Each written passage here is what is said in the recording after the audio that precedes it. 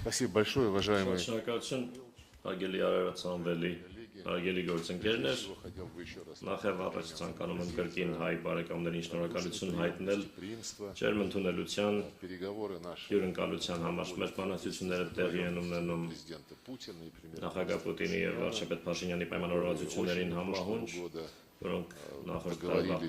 աշնանը եղան, նրանք պայմանավորվեցին այդ ժամանակ վերականգնել բոլոր ուղղություններով կոնտակտների ռիթմը եւ արտգործնախարարությունները մեր առաջնորդների այս պայմանավորվածությանը համահունչ արդեն այս հարարների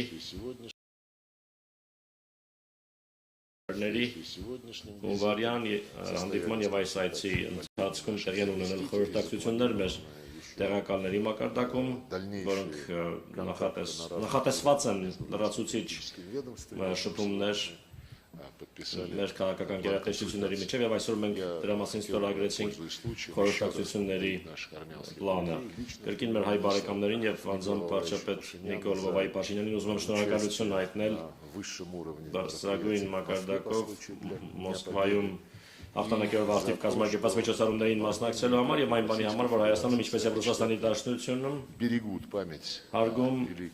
եւ պահպանում են մեծ հաղթանակի հիշատակը։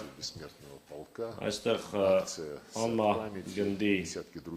երթ տեղի ունեցավ տասնյակ այլ միջոցառումներ եղան, որոնք ներառեցին թեմատիկ համերգներ նվիրված հաղթանակի տարեդարձին։ Մենք այսօր այցը սկսեցինք Մայր Հայաստան հուշարձանում ծաղկեպսակ դնելով անմարդ կրակի մոտ եւ այս հանգամանքը կրկին վերահաստատում է մեր հավատարմությունը ազատության, անկախության եւ խաղաղության արժեքներին, մեր հերոսական նախնիների ջանքերի շնորհիվ դա հնարավոր եղավ։ Մենք բարձրագույն մակարդակով ձեռք բերված պայմանավորվածություններին անդրադարձանք, ներառյալ այնպիսի ուղղություններ, ինչպիսիք են առաջին հերթին առևտրատնտեսական համագործակցությունը, անվտանգության հարցերով համագործակցությունը եւ փոխադարձ դիվանագիտական երկուստեք դիվանագիտական ներկայացուցչության ընդայնում, այդ թվում կապանում գլխավոր հյուպատոսության բացում այդ ուղղությամբ աշխատանքը տարվում է։ Մենք շահագրգռված ենք նաեւ քաղաքների միջև, համայնքների միջև եւ Ռուսաստանի շրջանների եւ Հայաստանի մարզերի միջև եղբայրական կապերի խորացմամբ, ինչպես արած Սամվելին ասաց, մենք պատրաստում ենք տարածաշրջանային ժողով, որը լրացուցիչ կամրապնդի այն նյութական հիմքը, որն ընկած է մեր գործընկերային ռազմավարական գործընկերության հարաբերությունների վրա։ Այս ուղղությամբ ջանքերի շնորհիվ մենք ռեկորդային ցուցանիշներ ենք արձանագրել առևտրաշրջանառության, անցյալ տարի այն հասել է տպավորիչ արդյունքների, առևտրաշրջանառության ծավալը 1.6 միլիարդ դոլարի է հասել, դա այսօր Հայաստանի արտաքին առևտրաշրջանառության 1/3-ից ավելին է եւ Ռուսաստանը մնում է առևտրաներդրումային առաջին գործընկերը Հայաստանի Հանրապետության համար։ Ընդգծեցինք հատկապես, որ երկկողմ առևտրի 96%-ն իրականացվում է ազգային արժույթներով, ռուբլիով եւ դրամով։ Ռուսական տնտեսական օպերատորները ավանդաբար հանդես են գալիս որպես կարևոր հարկատուներ եւ գործատուներ Հայաստանում, իրականացնում են սոցիալապես նշանակալից ծրագրեր։ Մենք ողջունեցինք Հայաստանի իշխանությունների ջանքերը ուղղված ռուսական գործարար շրջանակների օրինական շահերի պաշտպանությանը, նրանց ովքեր ներդրումներ են անում Հայաստանում, համոզված ենք, որ դա կնպաստի Հայաստանի տնտեսության համար կարևոր ոլորտներում լրացուցիչ ներդրումների ներգրավմանը, այնպիսի ոլորտներում, ինչպիսիք են տնտեսությունը, էներգետիկան, լեռնահանգստությունաբերությունը, տրանսպորտը, լոգիստիկան։ Բարձր են գնահատում ռուսայական միջգերատեսչական հանձնաժողովի գործունեությունը, որը տնտեսական համագործակցության հարցերով է զբաղվում, աշխատում է ռիթմիկ տեմպով, վերջին հանդիպումը եղավ Մոսկվայում 2024-ի դեկտեմբերին եւ ուրախ ենք, որ թափ է հավաքում ռուսայական գործարար խորհուրդը, որտեղ միավորված են մեր երկրների տասնյակ ընկերություններ։ Նշեցինք նաեւ, որ գործարար առաքելությունները Ռուսաստանի շրջաններից ցանկալի է որ բարբերաբար շարունակեն այցելել Հայաստանի Հանրապետություն։ Խորացնում ենք նաև կապերը, խորանում են կապերը օրենսդիր մարմինների միջև, ինչպես տեղեկացրեց մեր գործընկերը Արարատ Սամվելին պատրաստվում է Դաշնային խորհրդի նախագահի այցը Հայաստանի Հանրապետություն եւ աշխատում է բավական ակտիվ գործում է երկկողմ միջխորհրդարանական հանձնաժողովը, համագործակցության հանձնաժողովը։ Մենք կարծիքներ փոխանակեցինք ընդհանուր մեր ինտեգրացիոն միավորումների ուղղությամբ համագործակցության մասին, առաջին հերթին եվրասիական տնտեսական միության շրջանակում մեր գնահատականները համընկնում են Եվրազեսում մասնակցությունը լրացուցիչ գրավական է տնտեսության կայուն զարգացման համար, բարեկեցության մակարդակի բարձրացման համար, մեր քաղաքացիների համար։ Մենք նաև խոսեցինք անվտանգության ոլորտում համագործակցության մասին, մենք դաշնակիցներ ենք, այս տարիլրանում է Հայաստանում ռուսական ռազմական բազայի ստեղծման 30-ամյակը, այն կարևոր բաղադրիչ է երկրի անվտանգության շահերի երաշխավորման համար։ Մենք կողմ ենք սերտ շփումներին, մեր զինվորականների միջև սերտ շփումներին, իրավապահ մարմինների միջև սերտ շփումներին, անվտանգության ծառայությունների միջև։ Այդ ամենը պետք է հիմնվի այն հարուստ փորձի վրա, որը կուտակվել է նախկին տարիներին եւ շահագրգռված ենք նաեւ Հայաստանի ակտիվ մասնակցությամբ Հավաքական անվտանգության պայմանագրի կազմակերպությանը։ Մենք խոսեցինք նաեւ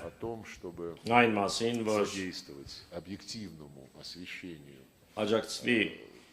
զանգվածային լրատվամիջոցներում